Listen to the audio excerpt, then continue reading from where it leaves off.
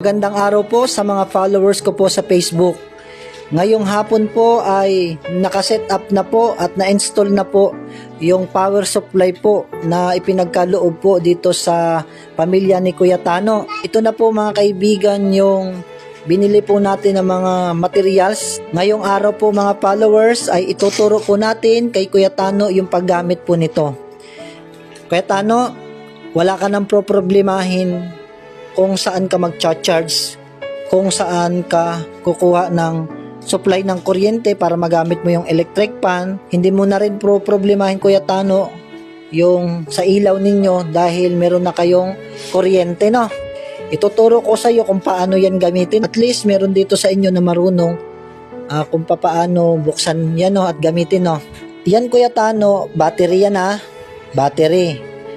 Ito Kuya Tano ay inverter. Ito ay controller at ito yung switch sa ilaw at ito yung outlet na pwede ka dyan magsaksak. Yan dalawa na yan, positive at negative. Di ba Kuya Tano, may panel doon sa taas ng bubong nyo? Yun yung magsusupply ng kuryente para pumasok dyan sa battery, no? Ngayon, hayaan nyo yan lang nakalagay yan dyan, yung nakaipit na yan, Pagkatapos, kapag gusto mo nang gamitin, ito na. Ito, controller Kuya Tano, Controller yan. Pag ang battery mo ay nag-charge, kulay green yan, kulay green. Kapag ang battery mo ay low bat, yan ay magiging pula. Magiging pula yan, pag low bat. Naunawaan mo Kuya Tano? Ngayon, gagamit ka na ng 220 volts. Ito nang bubuksan mo Kuya Tano. Ito ang switch, Ito ang inverter, ito ang switch. Bubuksan mo yan. Yan, kulay green na. Kulay green. Kapag nakapatay siya, wala ang green niya. Okay? Naunawaan mo? Ito yung plug niya. Para dito ka mag-charge. Dito mo sasaksak ka ng electric pan, cellphone, o anumang isasaksak mo dyan. Pero magagamit mo ito kapag naka-on ito.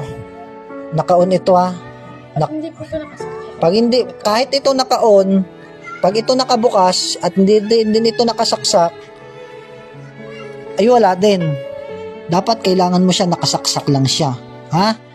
Nakasaksak lang siya, tapos papatayin mo. Pag hindi mo na ito gagamitin, hindi ka nagagamit ng kuryente, papatayin mo siya. Maliwanag. Ito, Kuya Tano, ay switch ng ilaw. Ang ilaw na yan, nasa labas, no? Maglalagay pa ng ilaw doon sa CR para may ilaw sa CR, May switch siya ng ilaw. Kailangan ito nakasaksak lagi Kuya Tano, para may ilaw yon. Tapos ito ay may kuryente, no? Maliwanag. Subukan mo nga. Naka-off yan. I-on mo. May ilaw na. Saksak mo itong electric fan. Taas mo, yan. Saksak mo dyan. Sige. Buksan mo. Yan lang. Wow! May kuryente na kayo Kuya Tano, di na kayo mamumroblema sa supply ng kuryente. Kaya anong gusto mo Kuya Tanong sabihin doon sa nagpaabot ng tulong para magkaroon kayo ng kuryente? Kung po sa tapong, kung po sa amin, ang pasalamat. Dahil sa tagal-tagal po namin nakatira dito, ngayon lang po kami nagkaroon ng kuryente. Praise God Kuya Tano. Napakabuti ng Diyos sa inyong pamilya, no? Kaya magpakabait, mag-aral ng mabuti, at huwag mawala ng pag-asa, magtiwala sa Panginoon. Okay na ba? Maliwanag na? Tanggalin mo na yung electric fan. Pwede ka dyan mag-charge ng electric fan, pero ibaba mo muna, tanggalin mo muna yan. Hugutin mo, pirsain mo, yan. Ibaba mo na electric fan. Buksan mo ang ilaw. Parito ka. Tingnan mo dito kung may ilaw. May ilaw, wala? Meron. Okay na yan.